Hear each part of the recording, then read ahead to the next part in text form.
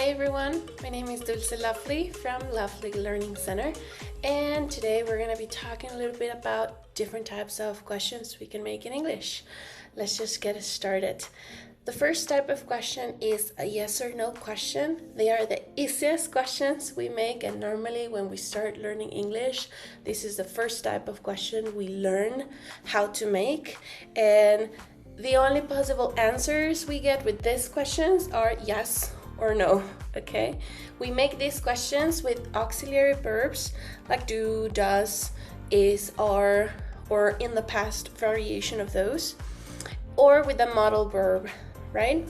And the answer normally comes with a short answer on these kind of questions. No? Here I have a simple example. Do you have any pets? The answer would be yes, I do, which is a short answer to be polite, right? Another variation of those kind of questions could be, have you been to the new park lately? Did you go to the party yesterday? All of these questions where we are just choosing to get an answer of a yes or no. First type of questions. Then our second type of question is the information questions. This is the second type of questions we normally learn how to build, okay? And with these questions, we get more information, just like the title says. These questions are built with question words. For example, what, where, why. And question chunks. For example, how often, what time. All of these question words help you get the information you want. And the way we build them is just keeping the structure of a yes or no question, and then just adding up the question word all the way to the front, right? Here I have a simple example with a question chunk. How many pets do you have? And then the answer's got to be more information, right? I have 3 pets. Other variations could be, what are you doing tomorrow? Where do you live? Why are you studying English? All of these questions prompt information out of the other person, right? Then our third kind of question, and these are questions that sometimes are confusing for us that we speak Spanish, it's the negative questions. In English, we use negative questions only to express surprise or to confirm information we already know. And we also use them to make polite requests, okay? Similar to Spanish, we also use them to make polite requests in Spanish. And we build them just the way we would build a yes or no question or an information question, but we're gonna make the auxiliary verb or modal into the negative form, okay? For example, don't you like cake? And then the answer would be something like, yes, I do, or no, I hate it. If you notice the question, it's implying that we're surprised. Maybe we're at a party and we see a friend not wanting a piece of cake and we're surprised with that. We thought maybe that he liked cake. So now we're surprised with the new information. That's why we make these kind of questions. Another question maybe to confirm information could be, don't you know how to swim? Maybe we're sure the other person knows how to swim. We just want to confirm the information we've got, okay? And then for making polite the request, we normally make them, could be with modal verbs, like, can't you help me out with this, please? If you notice, it's a polite request. We're asking another person to do something, but we're making it with a negative question, okay? Same way we make the yes or no questions, we're just changing the auxiliary verb into the negative form, all right? Let's go for my next one. Over here we have subject questions. Subject questions are the questions we make when we have no idea who or what is doing the action, right? For these ones, we don't need auxiliary verb, and actually we make the question sort of like a positive sentence or a positive statement, right?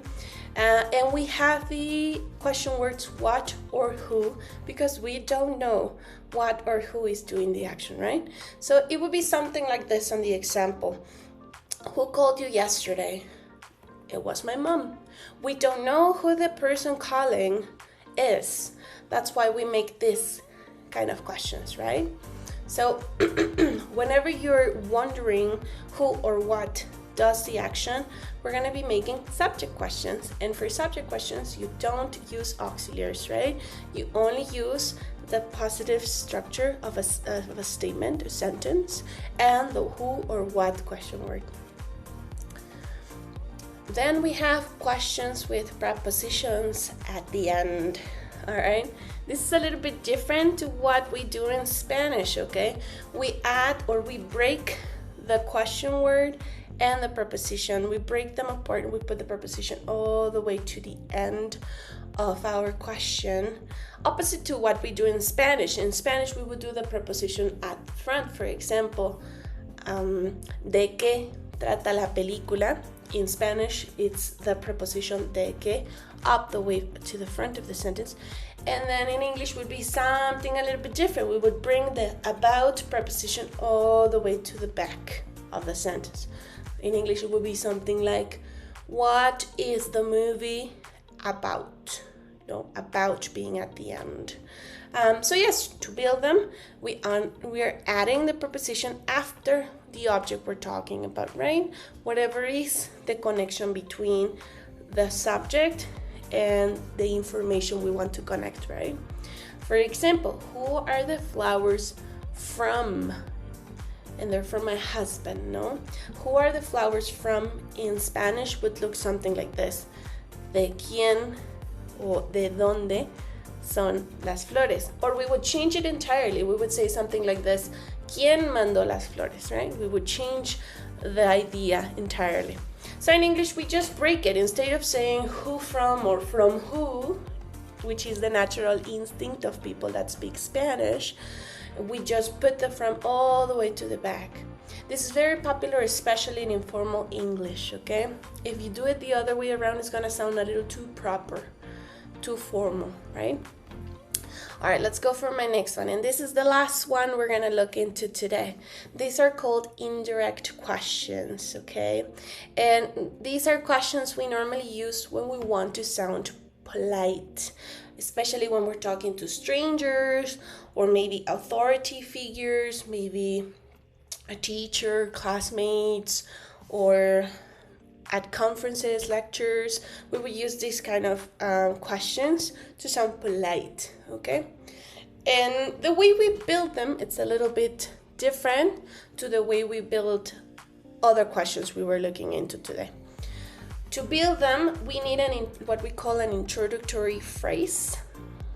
And then the rest of the question will keep a positive statement or a positive sentence structure, especially after the question word or after if or whether in a yes or no question. Here I'll show you an example.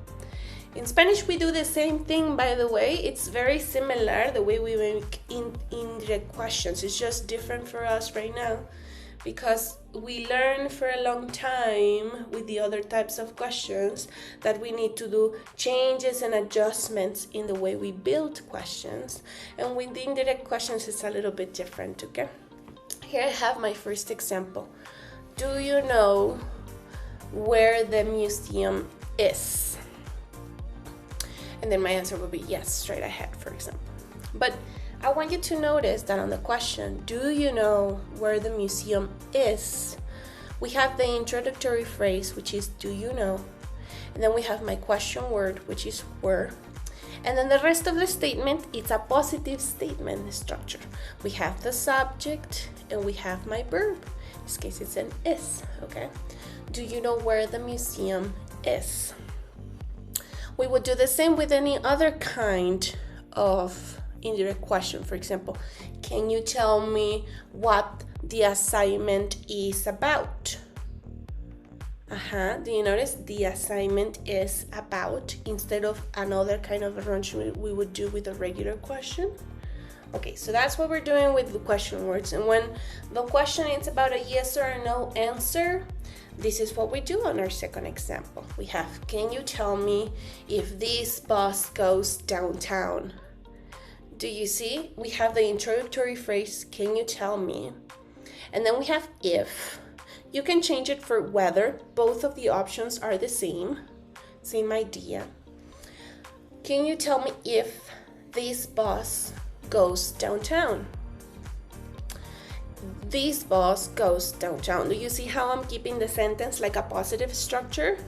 This bus goes, I'm changing to third person, downtown. It's the same structure and arrangement. And then on the answer, yes it does, right? Talking to strangers, especially maybe asking for directions or asking about instructions or any other kind of information we can get from strangers, this is the way we approach them. If we do the regular question, it's okay, but we sound more forward, maybe sometimes even a little bit rude. So it's better to use indirect questions, especially when you're not really friendly with the other people around you, especially when talking to strangers. Now, thinking about these introductory phrases, we have some popular phrases we can use to introduce these kind of questions, okay? We have, could you tell me? Can you tell me? Do you know? Do you have any idea? I was wondering. I'd like to know. Would it be possible? Is there any chance? So if you notice, all of these, they're similar to Spanish. We also introduce questions, indirect questions this way. And we also share information about questions in the same manner, similarly in Spanish. So we can make questions like, for example, I was wondering, how are you going home? How are you going home? Maybe that's a different structure, no? I was wondering how you are going home. You see, we're changing. It's difficult for the brain to wrap your hand around or wrap your head around the idea of not changing.